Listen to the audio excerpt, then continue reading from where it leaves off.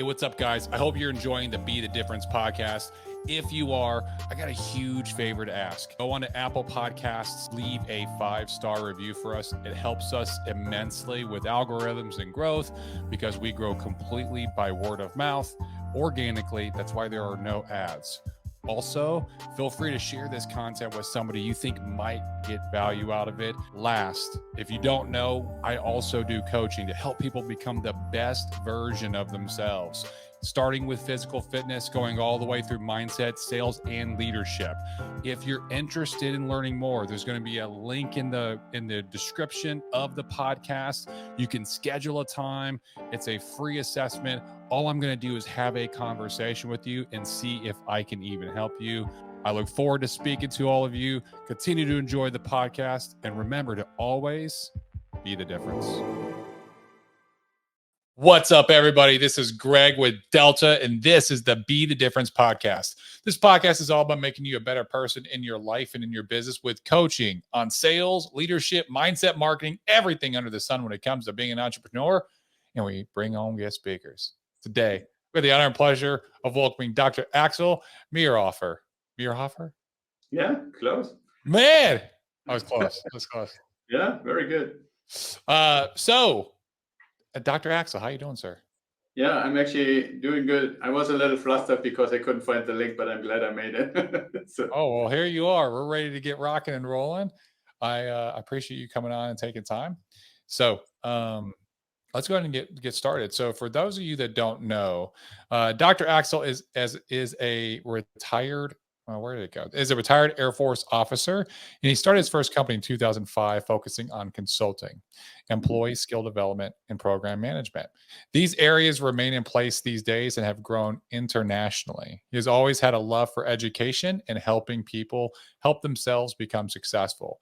As a business owner, he began thinking about applying profits towards retirement, and research indicated that owning tangible assets would be the best way. It's also the path that the government supports the most, which led him to develop a residential real estate portfolio worth about 1.5 million, and it's still growing. Many of the lessons learned are now available for him to teach, coach, and mentor others that are on the same journey. Dr. Axel, thank you for coming on. Yeah, thank you, Greg, for having me. It is my pleasure. So what'd you do in the Air Force? Well, I first flew jets in Germany and Europe, and then I found an opportunity to do an exchange with the US Air Force, and then I flew F-111s for a while. So you're a pilot. That's awesome. Yeah, I was. I'm retired now. Yeah, you were a pilot. That's fantastic. How and you did your retirement, so you did 20 years? 22, yeah. 22. Nice. I always like talking to fellow veterans. So it's Right. Nice. What's it like? Explain what it's like to fly a jet. Well, everything happens much, much faster. So when you ask yourself, why are these guys training every day or every opportunity they have? It's not just that there are so many different things you can do with these awesome machines, but what you're really training is all your sensors to be hyper vigilant and able to actually handle all that so much faster approaching information. I'm sometimes giving an example for people that ask that question just to kind of get an idea. If you live anywhere where you have interstates or large highways that have like 3-4 lanes in one direction, and you sit in your car and you're going, let's say 70 or 80 miles an hour, and you look from the mirror in the middle, across kind of like the beam collar that comes up for the windshield, and align that with something on a car that is about going the same speed like you're doing, right? And so then try to keep that there while you're basically maintaining the same position to that car. And imagine that alignment were the tips of your wing and the wing of another plane. Then imagine the street would fall away. So you wouldn't just keep it in 2 dimensions, but in 3 dimensions. And then speed it up at 10 miles an hour, 10 miles a minute. Oh, man. You can't imagine how much stuff is happening in 1 minute when you're moving at 10 miles a minute. That's crazy. That would be so fantastic just to experience. You Yeah, a know? lot of politicians actually said that during my career, and I had the opportunity to take a few up, and most of them said, "How many bags do I need?" But they wanted to find out anyway. Yeah, So yeah, that's yeah, it's fantastic. actually that's probably the biggest thrill, I would say. And I mean, we did some things that for people to comprehend that never had trained their sensory system to do this kind of stuff, it's very hard to understand. Like for example, in the German Air Force, we do low level flying at good visibilities when you can actually see well ahead at about 100 feet above the ground. Mhm. Right. So I once, for example, at training in Canada, brought home what was called a jumping tree. Now they don't really have jumping trees, honestly. But what happens every once in a while in a very common like foresty area, one tree thinks he needs to get bigger than everybody else, right? And so if everything is like 50 feet high, and one decides I want to be 100 feet high, and I come flying at 90 feet, I'm bringing like 10 feet of tree with me, stuck somewhere between the aileron and the body of the plane. My technicians didn't like it, and I had to pay a fee and stuff like that for them to dangle it out again. But yeah, that happens, right? Like so, stuff just jumps at you literally because there is no chance that you can really do much. Now, obviously, for all intents and purposes, you keep it at a safe altitude. But 100 feet or 30 meters, 33 meters, if you look just around, there are lots of things that are higher than that, right? And so you have to really be very, very, very aware. And that's probably the biggest thing I learned. And always when people drove with me in cars, they said, I don't understand how you drive like that. And I said, just calm down, I got it. Because the car to me is like super slow, even at 80 or 90 miles an hour. Oh man, that's so amazing. That's so amazing. I so I was in the army and the most I ever really like that was I wouldn't say obviously it's not that fast, but flying around in Black Hawks with the side doors open and like kind of hanging out, that was pretty cool. Like Yeah, that's absolutely cool. Yeah. They actually in the Air Force they made us what I always said is crazy jump out of a perfectly good plane to learn how to land with a parachute, uh, and we did that from helicopters.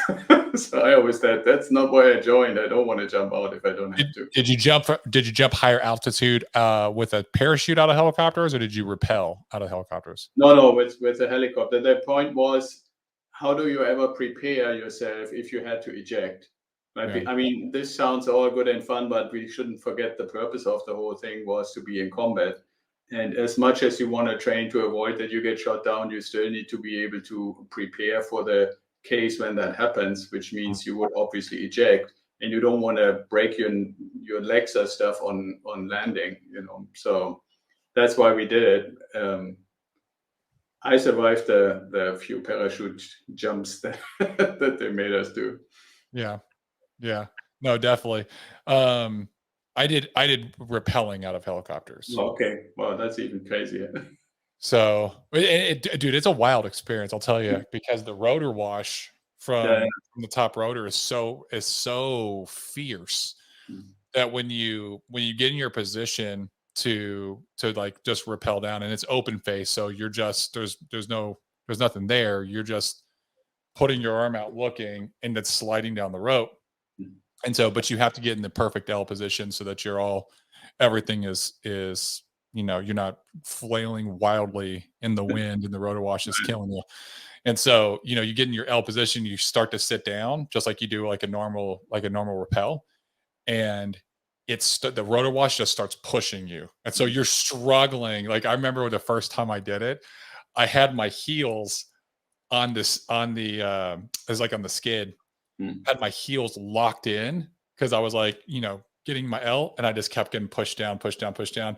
So like here's my body, here's like the skid, here's my body. My body's like this. I was like barely holding on. And I was like struggling. I was like, can I go yet? Like can I? And they're like, go. And then I just like let my feet go and just started sliding on the rope. No matter what, like you try to stop on that, you just still get pushed down the whole time. So Yeah. it's super fun. Yeah, but I think that the other part that people that never had those opportunities or those experiences is that you really learn very much. And I think I'm still carrying this forward in what I do these days is that you need to trust what you learned, Mm. right? And that also makes it very important to really pay attention to what you learn. And so, I'm very grateful. And I mean, for me, the Air Force kept the promise. It said, join the Air Force, see the world, and I really did. So, That's awesome. That's awesome. So when you got out of the Air Force, how long was it before you became an entrepreneur? About 4.5 years. I first tried the employee thing, but I found out that wasn't really Wasn't my, really your speed. not my thing. Yeah. Yeah. So what did you do? What did you do as an employee? Well, I was recruited by a software company that made software for the Air Force, especially for flight scheduling, Mm. which was very much down from a what would you say, merits perspective or capabilities perspective, was a really good choice. But what I wasn't prepared for, and I don't want to say this is always the case in the military, but throughout my whole career, things made sense, they were logical, and they were in accordance to some procedures that had been vetted.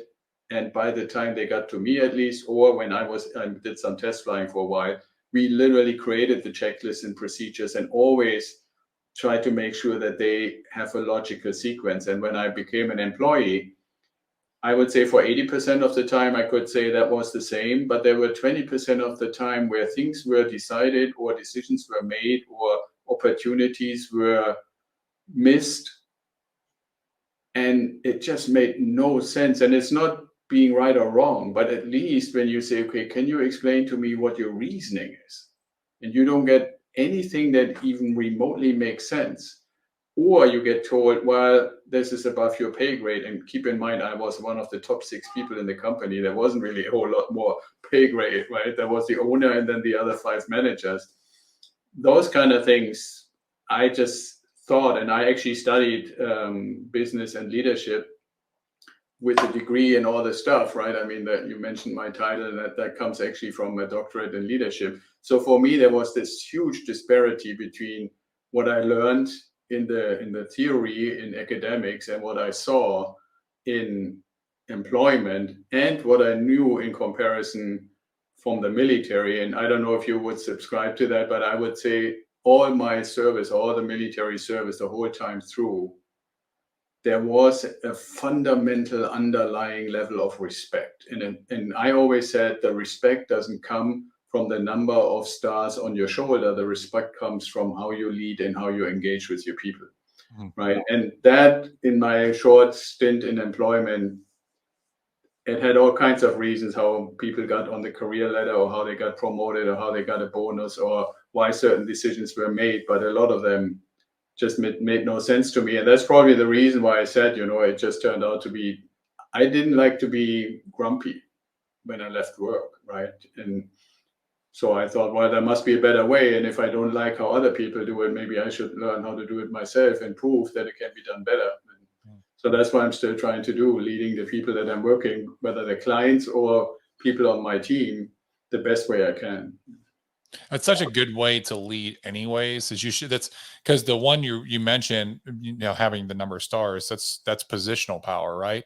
But having personal power where people follow you because they want to follow you because of how you treat them, because of the example you set, because you are willing to do the work, you're not above anything.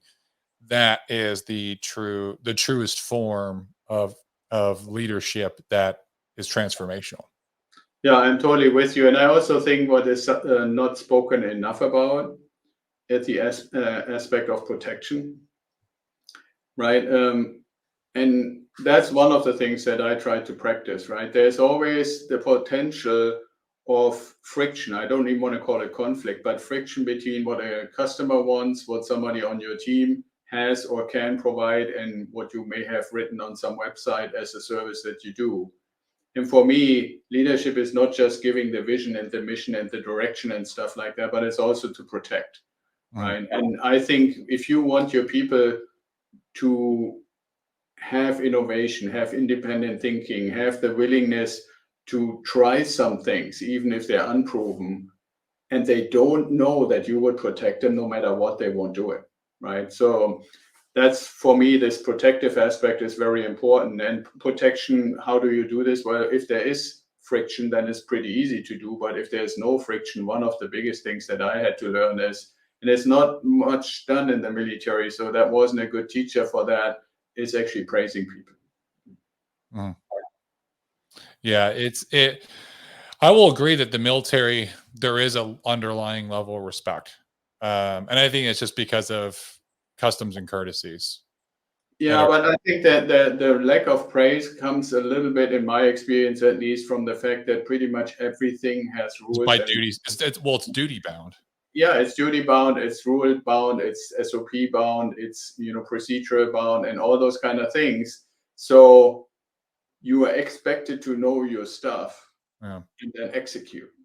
Right now, I have to admit there were cases, like where I was sent into a thing like this. You as an army guy will appreciate this.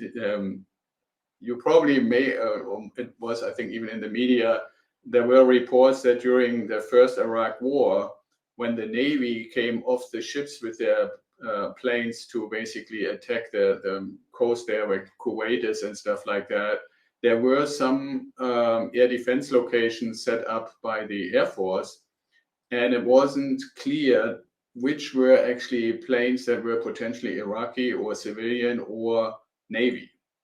Because in wartime, you normally don't fly around like an airliner, right? Yeah. I mean, you don't want to necessarily advertise, but there are systems, friend-foe identification systems that should actually protect. And even though nobody got really shot down, but they got close a couple of times. So after the war was over, there was an initiative started to align the Air Force and the Navy identification systems. So I was tasked by our wing commander, together with a bunch of other F-111s and a whole gaggle of F-16s, to go to Florida and basically pretend we were the enemy and see if we could basically overcome the Navy ships with on and off friend-foe identification, right? So that they really had to see, is it really Air Force or is it the enemy? Mm-hmm. And I got a little bit of a pat on the back, because out of 15 missions, 14 times we dropped the bombs on target because they didn't shoot us down, basically. And so You're I able to guess break the system. that was more service pride than just me doing something. It's always fun when you're op 4 and you get to crush blue 4 like in a mission. That's the best. Yeah, and especially if it's another service, right? Then Yeah. I say, yeah, yeah, especially when the blue 4 is another services. yeah, So for those of you watching that don't know military terms, op 4 is opposing forces. That's when you are in a training simulation and you are acting as if you're the enemy.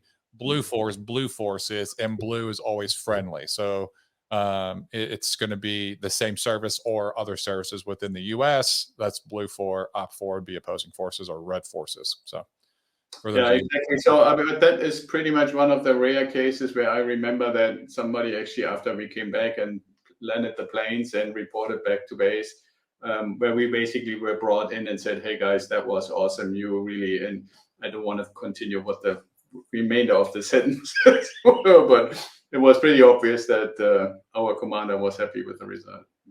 But other than that, I mean, that's really pretty much, and it's not that people don't recognize it, it's just not been spoken outwardly very much. And yeah, it's just that, because it's just like, hey, it's another day of work, and everyone's expected to always do the best, and then it's kind of pushed off like, well, it's going to reflect in your evaluation, it's going to right. reflect in your end of tour award or your end of duty award, right? Yeah, or promotional stuff like that. Yeah, Yeah, but what I'm preaching is basically, if like I'm now a business owner coming up on almost 20 years, and I think that is a thing that I really had to learn, and that I encourage anybody who owns a business, however small or big it might be, to really ask yourself at the end of every day, and hopefully have a good answer, how many people did I praise? yeah. Do you feel that that's something that should be like a daily action as a business owner, that you praise somebody, at least one? I would say yes, especially it's not only for the recipient, even though that has a huge impact. Yeah. But what's interesting to me, what I found is until I wanted to say at least one at the end of every day, it also meant habitually I had to look for something. Yeah. So because you're answering That's 100 that's emails, and funny. like you tell, like I give you an example. I have my own podcast as well. So I have an executive assistant who helps me with the scheduling and all this stuff.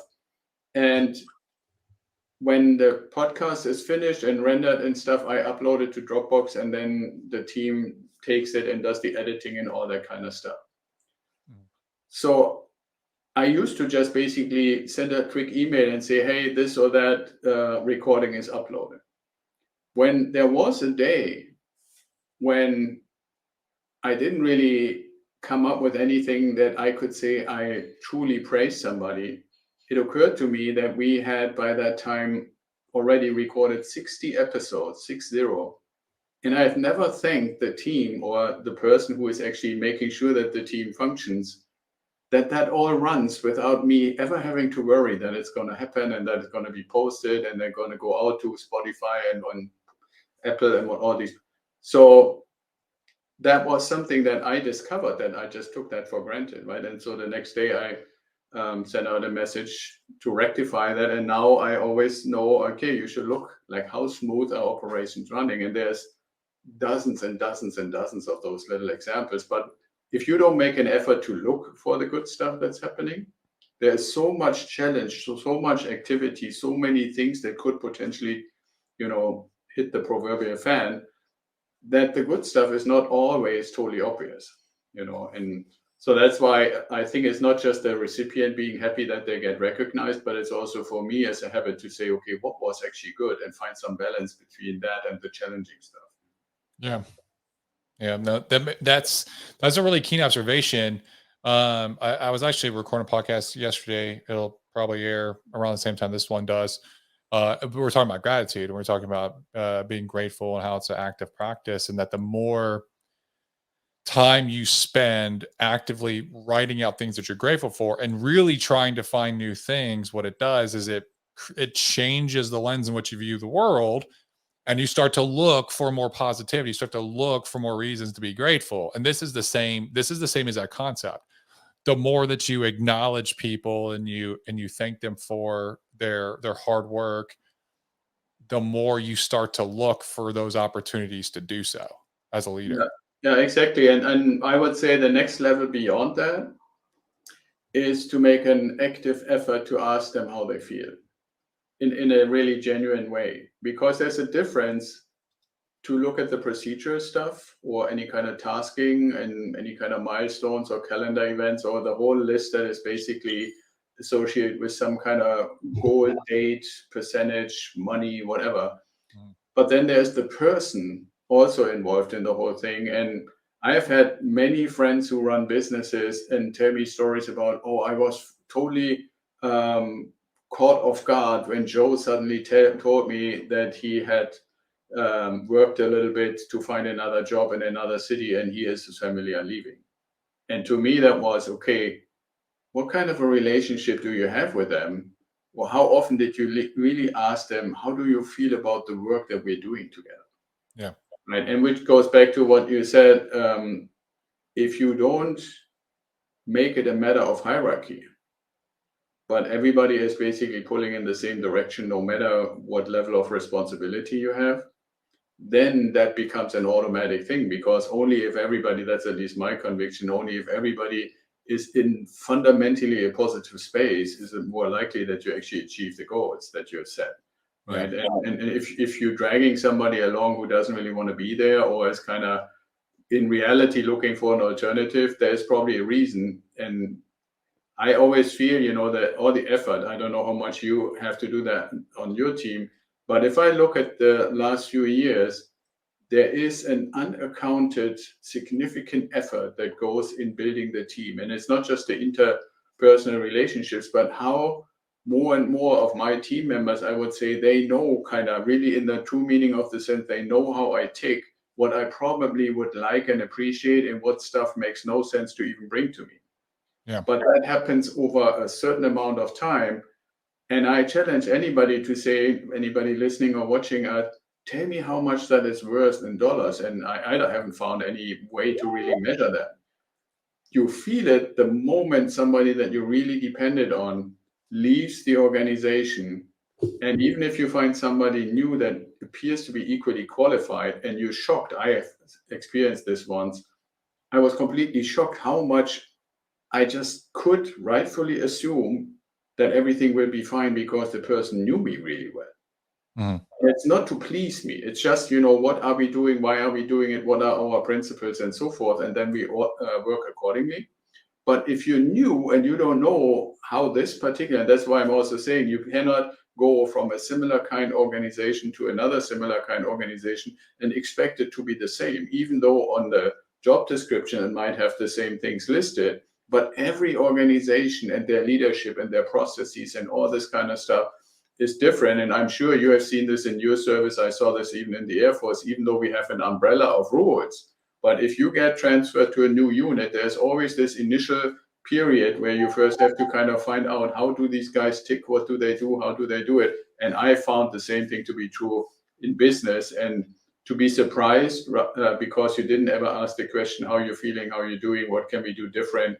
What are your ideas that we should bring in? Inviting innovation and inviting contribution. All that kind of stuff goes together. And I think that is really what ultimately makes it a smooth operation where people like to turn on the computer in the morning. Yeah, no, I love that the concepts you're going over in terms of building a good, solid leadership foundation as a business owner. Um, and so you got in. It sounds like you do coaching as well, or you help teach people like how to do this. Is it just this, or you also teach people on the investment side with like building their portfolio with real estate? Well, there are two different things. The one you mentioned in the intro, I have the consulting company that I still have that I founded in 2005. And even though the initial engagements that we had with clients and client organizations were mainly to help them organize and run and hopefully finish successfully their projects. But Yeah, what I discovered is that one of the things, and maybe this comes, there's a little bit of a pun in there, having for 22 years something like a God's eye perspective. When you're high enough above the ground, you get to see the big picture. And somehow that sticks with me when I get engaged in a organization that is a client. Oftentimes, I found that they have certain things, either departments that don't work well with each other, or certain projects don't work well because somebody wants to see this as a career opportunity, those kind of things. And that's where I have started to say, okay, you don't just get me to help you in the procedural thing. I also, with your permission, want to help your people to get better through the project and hopefully ultimately learn some of these things that they then can keep carrying forward, even if I'm not there anymore. In the real estate business, what I do there is more mentoring rather than coaching, and I basically mentor people in the true meaning of what I say the definition of mentoring is to take somebody under your wings, help them to get access to all the things you learned and avoid all the mistakes that you made so that the duration to get to the same level of knowledge is much, much shorter than it took you. And yeah, so for me, it took me basically 15 years to build this real estate portfolio that allows me to be very picky which projects I even want to do because I'm not doing them really for money anymore. Right. And so a lot of people say, well, I don't want to work forever. I don't want to have a job forever. I want to have the time freedom to decide what I use my time for, which doesn't mean I don't want to work at all anymore. Or maybe I either want to work on stuff that I'm really interested in, or I only want to work a certain amount of time because it's an interesting thing, but not 40, 50, 60 hours a week. Right. mm, So to get to that time freedom, that's more the mentoring. How do you develop a portfolio? Why do I do it the way I do it? How do you make an estate plan? How do you keep yourself safe from lawyers who want to sue so that they can take what you worked for away from you to satisfy some kind of frivolous lawsuit, and all these kind of things that come with building an investor portfolio. And I think the biggest thing from a leadership point, to get back to where we were before, is what I'm trying to help people to do is that for that part of investing that they do with their money, that they can say my title is a professional investor in the sense of a business owner. I'm the leader of my portfolio, right? And then I need to apply all those things, whether I have a property management company because my properties are all far away. I'm dealing with my bank, I'm dealing with my mortgage company, I'm dealing with my insurance company, but they are all similar to when you build a business and you have employees in different departments. Yeah. Right? And it's not, the goal cannot be, and this is kind of like a beautiful transition between the consulting business and the investing business is, the goal is not for the owner of that business to do all the jobs. Right? The goal is that you are the leader and owner of that business and you're guiding the business, you're giving the vision, you're making sure that stuff happens, and you have good relations with everybody who is needed to make that portfolio run and grow, so that it ultimately reaches a point, like we always say for business owners or entrepreneurs who build a business, to the point where the business is systematized to a level where you can ultimately become like the emeritus CEO or president or something like that, and don't need to be there all day long. Yeah. That's kind of like that transition. And that transition is also, in my way, mentoring for both the financial aspect, but also equally to the leadership aspect.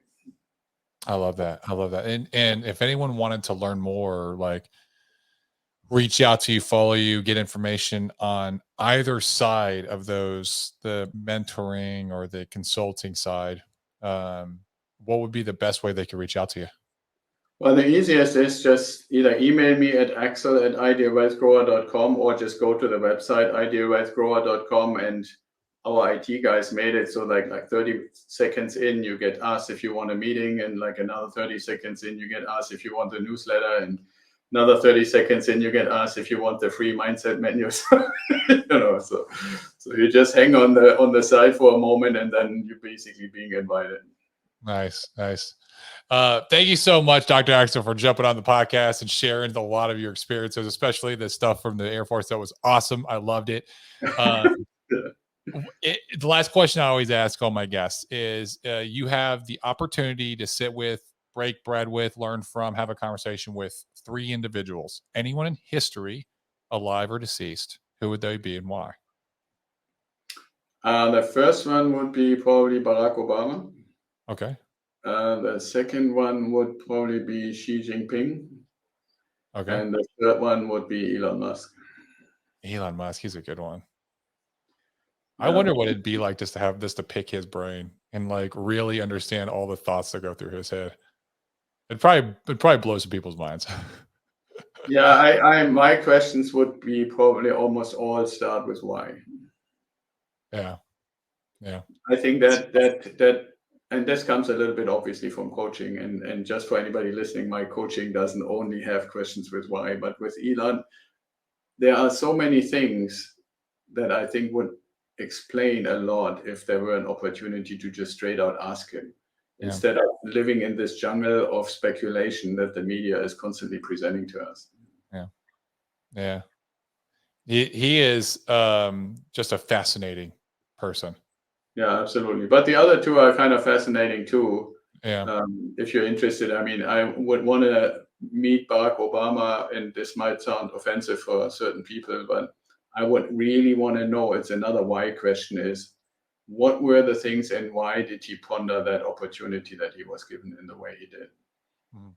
Right? I really felt that there was so much hope in the country when he got elected, at least the first time, and so much goodwill to fundamentally change, really, really fundamentally change. And to me, that had nothing to do with politics.